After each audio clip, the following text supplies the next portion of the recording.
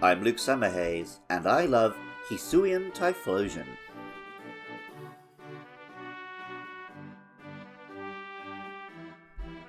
Pokemon Legends Arceus is an unusual game.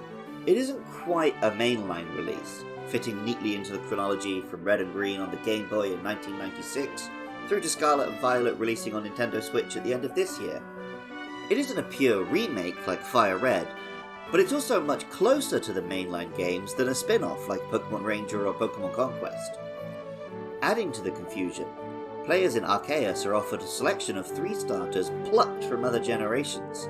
In the earliest trailer, we saw only the first forms, but speculation was immediately rife that they'd have new evolutions. This theory was proven correct, and while 2 of those Pokemon will have their own episodes at a later date, I already looked at Cyndaquil and family a little while ago.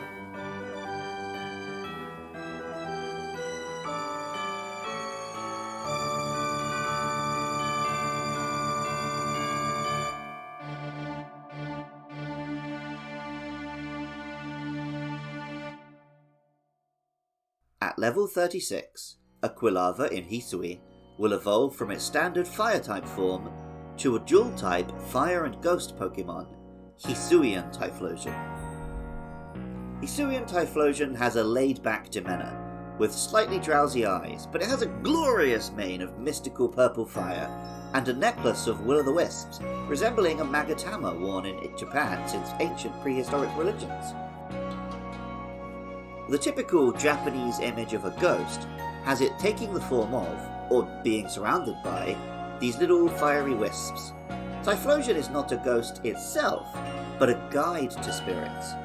The Pokédex tells us, said to purify lost forsaken souls with its flames, and guide them to the afterlife. I believe its form has been influenced by the energy of the sacred mountain towering at Hisui's center. Numerous mythologies have guides, ferrymen or the like, who serve to take souls to the afterlife. Perhaps the most relevant is Kamui-Huki, the appropriate god from the native Ainu people of the region of Japan which Hisui is based on.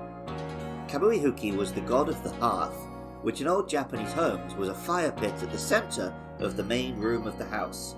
This was said to be the primary point of contact between the human and spiritual world, hence why its deity transported souls. Taking this goddess into mind, Hisuian Typhlosion's fire and ghost typing makes perfect sense.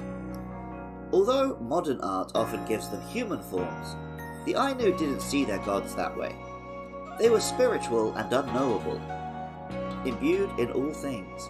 The Ainu idea of God was almost closer to the Force from Star Wars than a pantheon like that of ancient Greece. Like the Shinto beliefs of mainland Japan, everything in nature was believed to be, or at least ours, its own god. To the Ainu, the most sacred animal was the bear. I've long held that Typhlosion has something of the bear about it. I know that isn't the animal which primarily inspired the design. This version is even easier for me to see as a fire bear.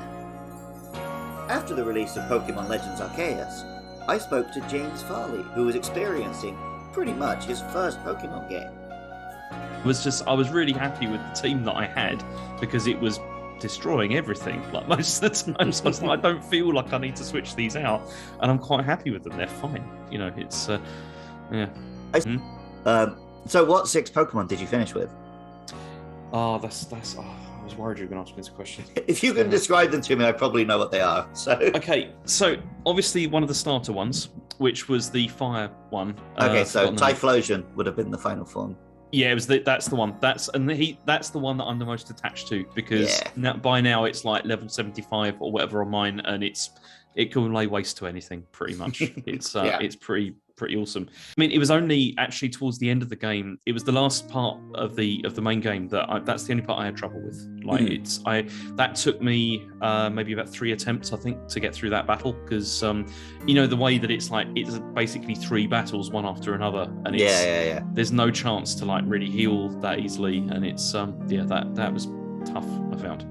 Music for Luke Loves Pokemon is by Jonathan Crony. Artwork for the show is by Katie Groves. Writing, producing, and editing is by me, Luke Summerhays.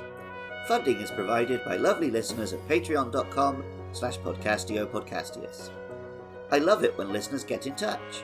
Next up is Hisuian Quillfish and Sneasel, so please get in touch with your thoughts and feelings about those or any other Pokemon by hitting me up on Twitter at LukeLovesPKMN. And even if you don't feel like doing any of that, thank you so much just for listening. I love Typhlosion, and remember, I love you too.